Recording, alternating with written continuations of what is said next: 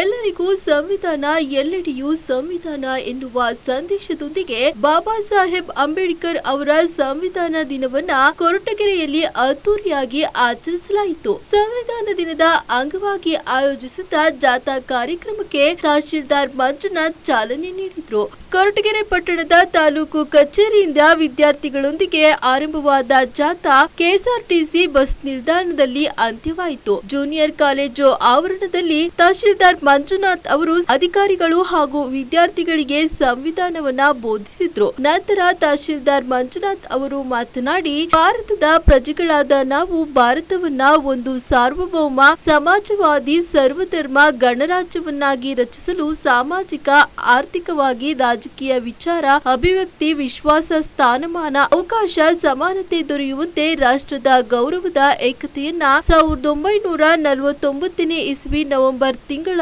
26ನೇ ದಿನದಂದು ಪ್ರತಿ ವರ್ಷವೂ ಈ ಮೂಲಕ ಸಂವಿಧಾನವನ್ನ ಅಂಗೀಕರಿಸಿ ಅಧಿನಿಯಮಿಸಿ ಅರ್ಪಿಸಿಕೊಂಡಿದ್ದೇವೆ. ನಾವೆಲ್ಲರೂ ಪ್ರತಿದಿನವೂ ಅಂಬೇಡ್ಕರ್ ಅವರ ಸಂವಿಧಾನದ ಅಡಿಯಲ್ಲಿ ಜೀವನವನ್ನ ಸಾಗಿಸುತ್ತಿದ್ದೇವೆ. ಅದನ್ನ ನಾವೆಂದಿಗೂ ಯಾರು ಮರೆಯಬಾರದು ಎಂದು ತಿಳಿಸಿದರು. ಈ ಸಂದರ್ಭದಲ್ಲಿ ತಾಲೂಕಿನ ಎಲ್ಲಾ ಇಲಾಖೆಯ ಅಧಿಕಾರಿಗಳು, ಪಟ್ಟಣ ಪಂಚಾಯಿತಿ ಅಧಿಕಾರಿಗಳು, ಶಾಲಾ ಮಕ್ಕಳು, ಶಿಕ್ಷಕರು, ಸಮಾಜ ಕಲ್ಯಾಣ ಇಲಾಖೆ ಅಧಿಕಾರಿಗಳು ಸೇರಿದಂತೆ ಇತರರು ಉಪಸ್ಥಿತರಿದ್ದರು. ಮೊದಲನೇದಾಗಿ ಭಾರತದ ಸಂವಿಧಾನ ದಿನಾಚರಣೆಯ ಶುಭಾಶಯಗಳನ್ನ ಅರ್ಪಿಸ್ತೇನೆ. ಅದೇ ರೀತಿಯಾಗಿ ರಾಷ್ಟ್ರೀಯ ನ್ಯಾಯ ದಿನವೂ ಕೂಡ ಹೌದು. ಭಾರತ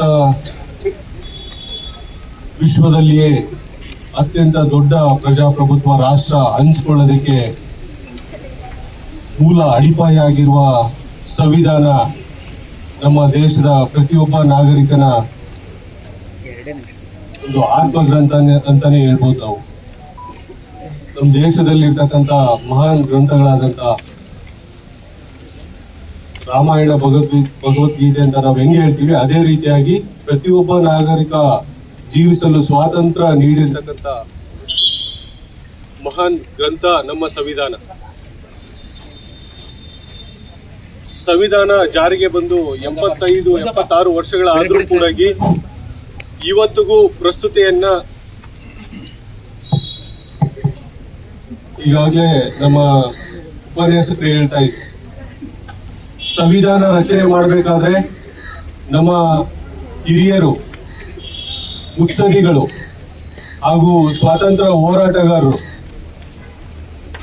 19ನೇ ಶತಮಾನದ ಪ್ರಾರಂಭದಿಂದ ಹಿಡಿದು ಅಂದ್ರೆ 1909ರಲ್ಲಿ ನಮ್ಮ ಸಂವಿಧಾನ ರಚನೆಗೆ ನಾವು ಯೋಚನೆ ಮಾಡಿ ಹಂತ ಹಂತವಾಗಿ ಮಾಂಟಿಗೋ ಚೆಮ್ಸ್ಫರ್ಡ್ ಕಮಿಟಿ ಆಗಿರ್ಬೋದು, ರೌಂಡ್ ಟೇಬಲ್ ಕಾನ್ಫರೆನ್ಸ್ ಆಗಿರ್ಬೋದು, ಭಾರತ ಸಂವಿಧಾನ ಇಂಡಿಯನ್ ಆಕ್ಟ್ ಆಗಿರ್ಬೋದು, ಕ್ಯಾಬಿನೆಟ್ ಮಿಷನ್ ಅಲ್ಲಿ ತಗೊಂಡಂತ ಡಿಸಿಷನ್ಸ್ ಆಗಿರ್ಬೋದು, ಸ್ವತಂತ್ರ ಪೂರ್ವದಲ್ಲಿ ನಡೆದಂತ 100 ಸಮಿತಿಗಳ ಒಂದು ಅಂತಿಮ ನಿರ್ಣಯ ನಮ್ಮ ಭಾರತದ ಸಂವಿಧಾನ. ನಮ್ಮ ಭಾರತದ ಸಂವಿಧಾನ ವಿಶ್ವದಲ್ಲಿ ಅತ್ಯಂತ ದೊಡ್ಡ ಸಂವಿಧಾನ. 1,46,385 ಪದಗಳನ್ನು ಒಳಗೊಂಡ ಅತ್ಯದ್ಭುತ ಸಂವಿಧಾನ. ನಮ್ಮ ದೇಶದ 140 ಕೋಟಿ ಜನಸಂಖ್ಯೆಯನ್ನ ನಮ್ಮ ಸಂವಿಧಾನ, ನಮ್ಮ 140 ಕೋಟಿಯ ಜನಸಂಖ್ಯೆಯ ಉಸಿರನ್ನ ನಮ್ಮ ಸಂವಿಧಾನ ಅಡಗಿಟ್ಟಿದೆ.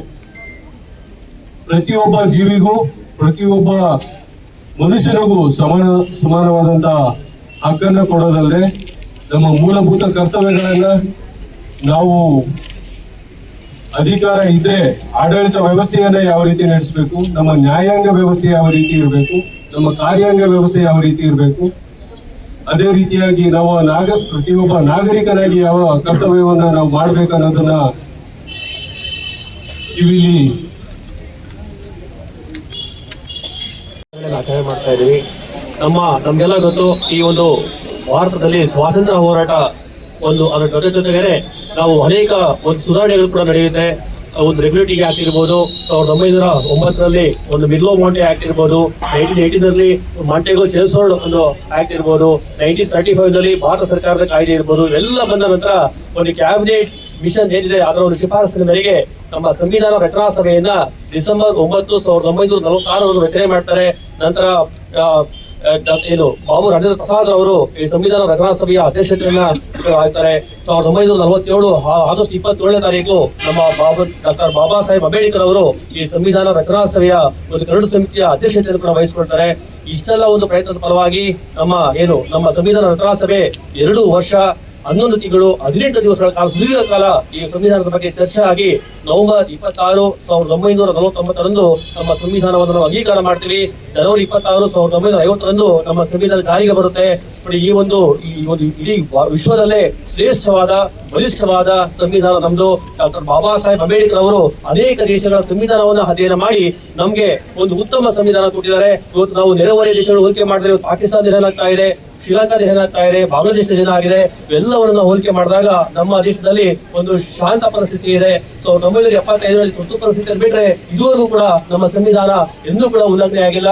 ಏನೇ ಸರ್ಕಾರ ಬಂದರೂ ಕೂಡ 106 ಬಾರಿ ತಿದ್ದುಪಡಿ ಆಗಿದೆ ನಮ್ಮ ಸಂವಿಧಾನಕ್ಕೆ. 106 ಬಾರಿ ತಿದ್ದುಪಡಿ ಆಗಿದ್ರು ಕೂಡ ನಮ್ಮ ಸಂವಿಧಾನದ ಒಂದು ಮೂಲ ಸ್ವರೂಪ ಏನಿದೆ, ಒಂದು ಬೇಸಿಕ್ ಸ್ಟ್ರಕ್ಚರ್ ಏನಿದೆ, ಆ ಸ್ಟ್ರಕ್ಚರ್ ಇವತ್ತು ಕೂಡ ಉಲ್ಲಂಘನೆ ಆಗಿಲ್ಲ.